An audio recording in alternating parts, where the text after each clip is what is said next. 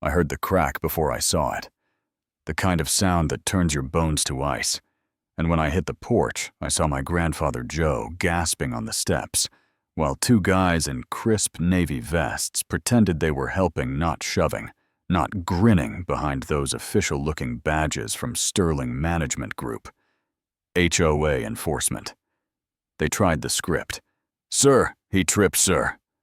These steps are uneven, while I kept saying he pushed him. I saw it, and the officer on scene just nodded at their clipboards, wrote "accident during civil dispute," and moved on. Like pain could be filed away. That night, the ER bills landed, the insurance questions started, and I stared at that violation letter that looked perfect in all the wrong ways. Watermark barcode fine. Due immediately $500 for unauthorized driveway repair on a driveway older than me. If you've ever met a lie that arrived dressed as authority, you know the smell of it. Sterile, polite cold. I wasn't paying not for the fine, not for the privilege of being bullied. So I called my cousin Mike, who runs the Steel Ravens, and said the truth out loud. The cops called it an accident, but Grandpa's ribs say different. And Mike said, "Family protects family. We ride." By sunset, there were a dozen bikes along our curb chrome, under porch light, neighbors doing the long, slow walk past, like they wanted to look without admitting it. And Moose, 6'4", 300-pound soft eyes, set a folding chair on our porch like a lighthouse keeper. I went hunting the only way I know. Screen glow. Black coffee, cross-checking domain registrations with business filings, and Sterling Management Group looked legit until you touched it. A shiny website registered 18 months ago. Same timeline. The weird letters started in our area, an office suite that turned out to be a dentist who'd never heard of them. A voicemail tree that looped you like a carnival ride. The next day, when my chest felt like a fist helped knocked, a neighbor named Megan Garcia, in neat glasses and a steady voice, a pot of soup in one hand, a manila folder in the other, saying, "I heard about your grandfather." I'm a paralegal. I hate bullies. I did some research, and she laid out statutes and template letters and the exact language our state AG needed to hear. My girlfriend Becky, who trusts processes and keeps every receipt forever, breathed for the first time in 24 hours. We held a neighborhood meeting like Megan suggested. 25 people in our living room, files on laps, the room buzzing with that mix of fear and relief. And folks had stories envelopes with fines calls that sounded official names like Sterling Property Services popping up again and again. Megan listened calm, as a librarian in a storm, promising to organize everything, offering a lawyer friend for a free consult. And for a minute, the knot in my chest loosened. Then the officers came back.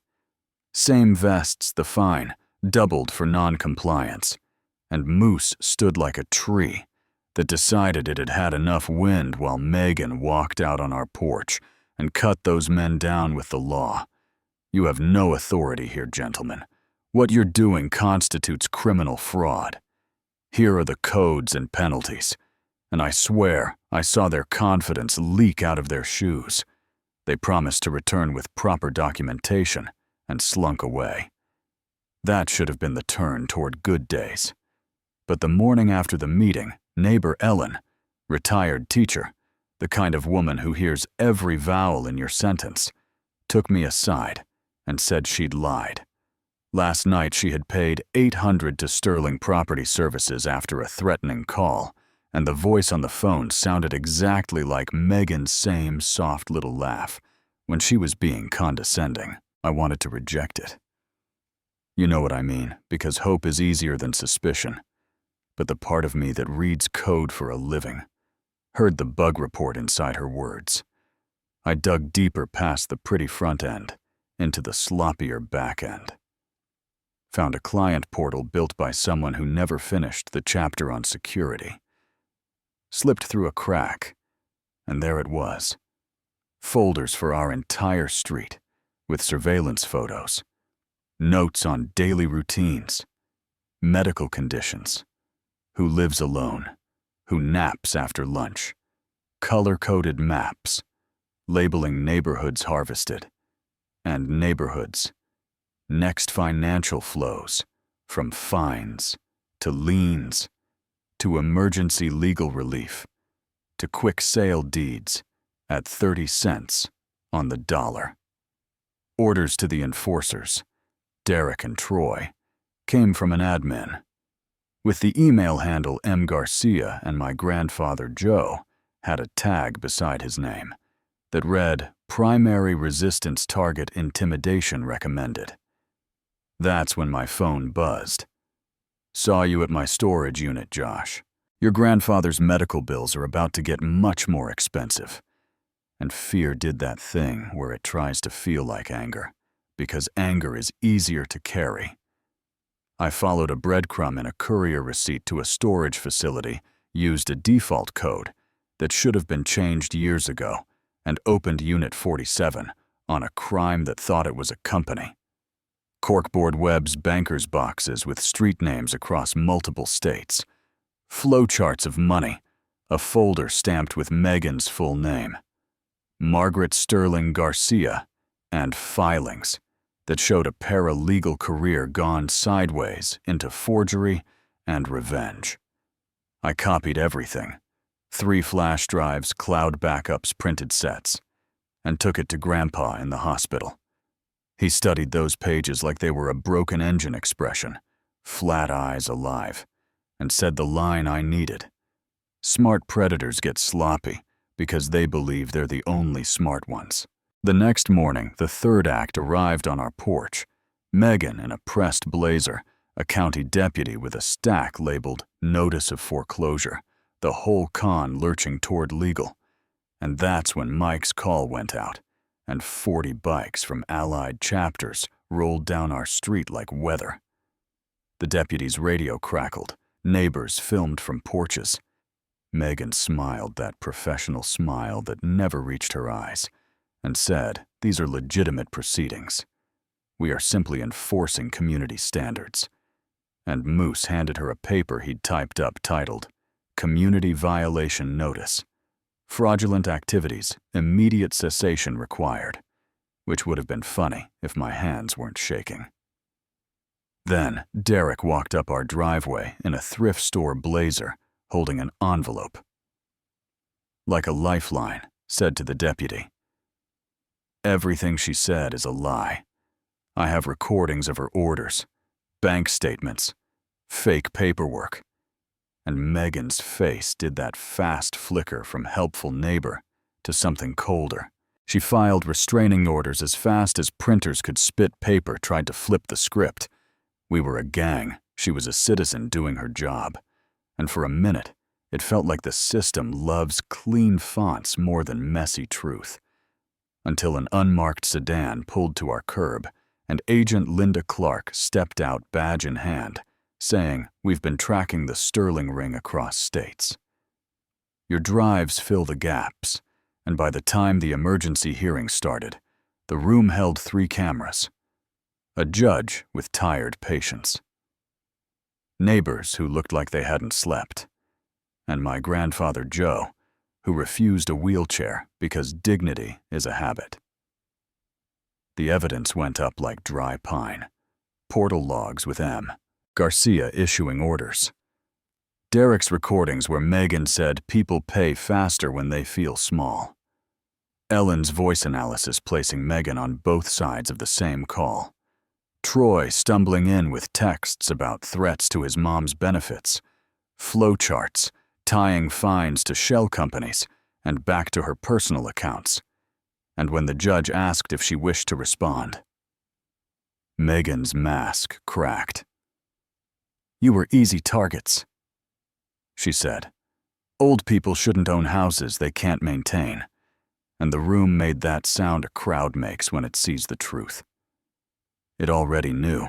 The judge voided the liens froze accounts tied to Sterling Management Group, and every cousin company ordered Megan held for federal charges: wire fraud, conspiracy, elder abuse, and our porch felt lighter for the first time in weeks. Victory isn't clean, yeah, that happened. Some neighbors moved because once you see the notes about your windows and naps, you never look at your couch the same. Becky and I tried to stitch trust back together, but it turns out paranoia doesn't share a closet. Derek got probation for cooperation and talks to community groups now. Troy did time and wrote a letter from prison that started with, "I picked fear over decency," and the Steel Ravens built an Elder Watch program that rides slow loops past senior homes on Sundays because the sound of a Harley can be a lullaby if you know it means someone's watching out for you. Months later, after sentencing and headlines and cupcakes on our porch with tiny biker toppers, an envelope showed up with no return address. Inside was a single key on a red tag that read, "Joe's Back Door." The kind you can only cut at one hardware store in town. And for a second, I tasted that cold metal fear again. Maybe a leftover copy, maybe a sick joke, maybe a reminder that systems can be rebuilt, but people who like power keep trying the same doors. We changed locks, added cameras, made tea, watched kids on scooters zigzag the street like nothing had ever happened. Here's what I know. A suit and a clipboard don't equal truth. Law can be a weapon or a shield, depending on who wields it, and a neighborhood that decides to be a neighborhood again is the ugliest surprise a bully can get. If you've had someone knock and make you feel small, breathe, call a friend. Call the loud cousin, if you've got one, and remember that fear works best when you're standing alone in your doorway. That's our story. Now tell me yours. Were the bikers heroes or troublemakers? Did the system save us, or did people save each other? Where's the line between order and intimidation? Drop your take in the comments. Argue if you need to. And if you've seen a fake authority try this dance on your street, share the signs the voice tells. The moment you knew something was off because somebody scrolling right now might be one clipboard away from learning it the hard way.